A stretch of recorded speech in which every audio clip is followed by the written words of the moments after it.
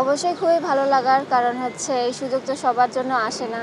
তো বাংলাদেশ ফুটবল ফেডারেশনের কাছে সুযোগ আসছে।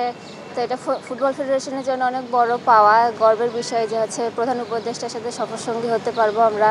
তো খুবই ভালো লাগতেছে। আর ওখানে গিয়ে হচ্ছে স্যার বলছে আমাদের সাথে যে হচ্ছে আমরা ওনার সফরসঙ্গী হব।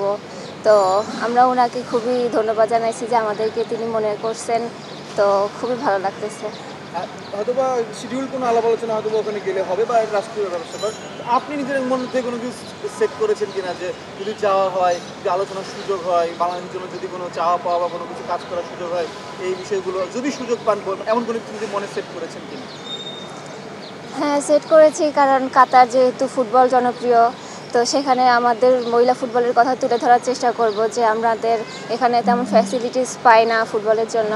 তো ওখানে গিয়ে যদি আমরা ক্যাম্প করার সুযোগ পাই বা কাতারের টিমের সাথে মহিলা টিমের সাথে যদি আমরা ফ্রেন্ডলি ম্যাচ খেলতে পারি, তো এগুলাই সেট করছি যে এগুলো বলবো। আচ্ছা, প্রধান উপদেষ্টার সাথে ওইদিন কি কথা হয়েছিল? যেদিন আপনাদের ছবি তুললেন, কোনো কথা হয়েছিল কি? উনি আমাদেরকে ডেকে বলছিলেন যে হচ্ছে আমরা ওনার সফরসঙ্গী হব, তারপরে আমাদের ওখানে গিয়ে কী কী করতে হবে এগুলো আগে থেকে একটু ধারণা দিছে আর কি। আর এমনিতে যখন আপনি জানলেন, মানে ফেডারেশনের কোনো কর্মকর্তার কাছ থেকে তো প্রথম জানতে পেরেছিলেন যে সুযোগ আসতেছে অথবা যমুনে দেখা করতে হবে বা যাই হোক, যখন ফার্স্ট টাইম জানলেন যে এরকম একটা মানে গৌরবের একটা সুযোগ তৈরি হবে, তখন মানে কেমন ফার্স্ট কেমন ছিল আপনার? প্রথমে তো বিশ্বাস করতে পারি নাই যে আসলে আমরা হচ্ছে ওনার সাথে যেতে পারবো। তো ওখানে গিয়ে আসলে বিশ্বাস হয়েছে যে না আসলেই সত্যি।